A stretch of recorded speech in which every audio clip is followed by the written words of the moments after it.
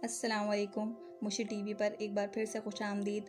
دوستو، تاریخ انسان میں یروشلم ایک واحد شہر ہے جو دنیا میں موجود 3 سب سے بڑے اہم مذاہب یعنی مسلمان، عیسائی اور یہودیوں کے لیے مذہب کے لحاظ سے نہایت اہمیت رکھتا ہے۔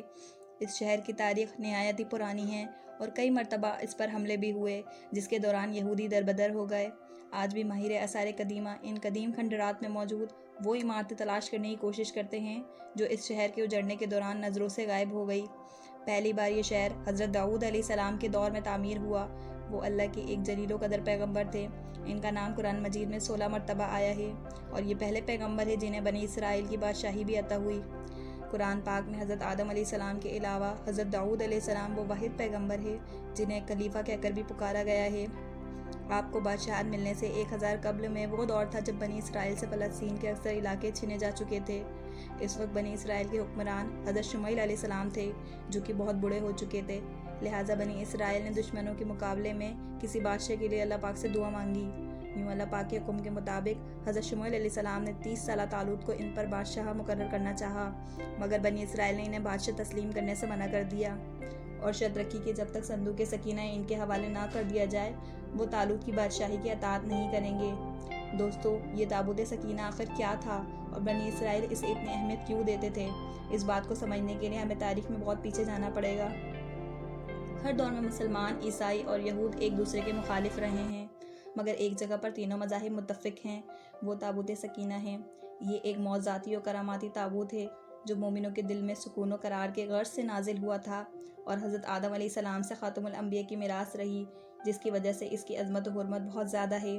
اس صندوق کو تابوت سکینہ اس لیے کہا گیا کیونکہ اس تابوت کے ذریعے لوگوں کے دلوں میں تسلی، اطمینان اور سکون حاصل ہوتا تھا، لہٰذا اس سکون کی وجہ سے اس تابوت کا نام تابوت سکینہ ہے۔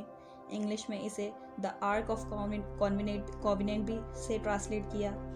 روایتوں کے مطابق یہ صندوق حضرت آدم علیہ السلام پر نازل ہوا تھا جو شمشاد کی لکڑی سے بنا ایک بھاری صندوق تھا۔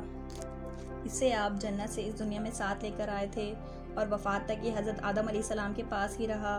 جب حضرت آدم علیہ السلام کی وفات کا وقت آیا تو آپ نے اس صندوق کو اپنے جانشین بیٹے حضرت شیث علیہ السلام کو دے دیا۔ اس طرح یہ تابوت بنی شیث میں منتقل ہوتا رہا یہاں تک کہ یعقوب علیہ السلام تک پہنچا۔ پھر یہ تابوت بنی اسرائیل کی ملکیت ہو گئی اور حضرت موسیٰ علیہ السلام کے پاس آ گیا۔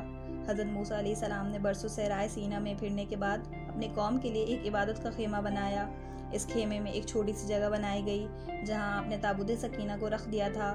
بعد میں اسی جگہ حضرت داؤد علیہ السلام اور حضرت سلیمان علیہ السلام نے ایک عظیم الشان عبادت گاہ کی تعمیر کروائی جہاں تابوت رکھنے کے لیے ایک عمارت بنوائی گئی جسے ہیکل کا نام دیا گیا۔ یہ عمارت جنات کی مدد سے بنوائی گئی تھی جس میں قیمتی پتھر، یاقوت، زمرد اور سونے چاندی کی تختیوں کی دیواریں تھیں۔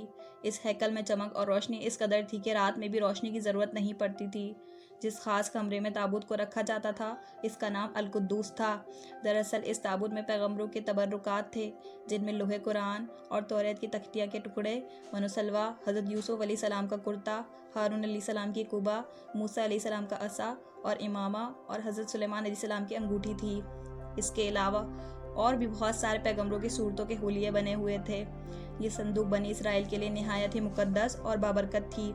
بنی اسرائیل جب کفار سے جنگ کرتے تھے اور دشمنوں کے بڑے بڑے لشکر دیکھ کر ڈر جاتے تھے اور ان کے دل دھڑکن تیز ہو جاتی تو وہ اس صندوق کو اپنے آگے رکھ لیتے تھے۔ اس کے بعد اس تابوت سے ایسی رحمتوں اور برکتوں کا ظہور ہوتا کہ بنی اسرائیل کے جوانوں کے دل میں سکون و اطمینان پیدا ہو جاتا اور ان کے لرزتے ہوئے دل چٹان کی طرح مضبوط ہو جاتے۔ اس طرح انہیں ہر جنگ میں فتح حاصل ہوتی تھی۔ اس کے علاوہ جب کبھی بنی اسرائیل پر کوئی مشکل یا مصیبت آتی تو اس صندوق کو اپنے آگے رکھ کر اسے وسیلہ بناتے اور خدا سے دعا کرتے تو ان کی دعائیں قبول ہو جایا کرتی تھی اور ہر آفت ٹل جاتی تھی۔ اور جب تک یہ صندوق اسرائیلیوں کے پاس رہا وہ دوسرے اقوام پر غالب رہے۔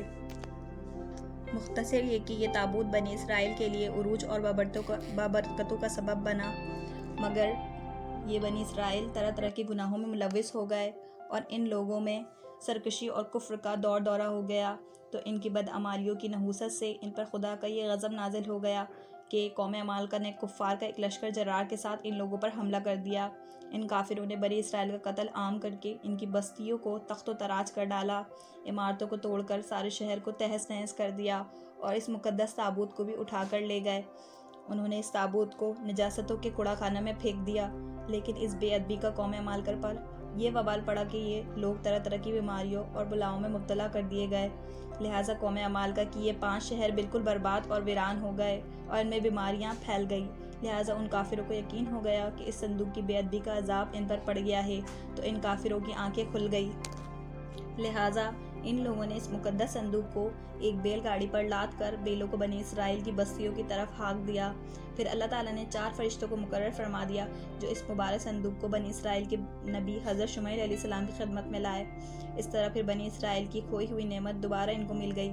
جیسے ہی یہ تابوت بنی اسرائیل میں دوبارہ واپس آیا، ان کی کھوئی ہوئی وقار واپس لوٹ آئی۔ لیکن یہودی قوم سرکش قوم تھی، وہ ہر زمانے میں کسی نہ کسی برائی میں مبتلا ہو جاتے تھے۔ لہٰذا جب ان میں دوبارہ کفر و شرک عام ہوا تو اللہ کی طرف سے بادشاہ بخت نصر ان پر قہر بن کر نازل ہوا۔ بخت نصر نے یروشلم پر حملہ کر دیا اور اس شہر کو مکمل طور پر تباہ کر ڈالا، اس کو آگ لگا دی اور 5 سے 6 لاکھ یہودی قتل کیے گئے۔ ان تباہیوں کے نتیجے میں تابوت سکینہ کہیں غائب ہو گیا اور آج تک اس کا کوئی نشان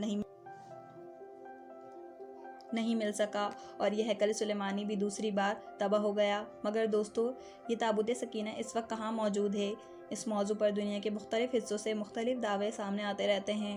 مثال کے طور پر کچھ یہودیوں کو اس کے بارے میں دعویٰ ہے کہ وہ اردن کے علاقے جبل نبو کے علاقے میں کہیں موجود ہے، جبکہ کچھ لوگ ایتھوپیا کے گرجا گھر میں اس کی موجودگی کا دعویٰ کرتے ہیں، جبکہ کچھ لوگوں کا یہ ماننا ہے کہ یہ ملیہ برطانیہ کے نیچے تخت کے نیچے موجود ہے۔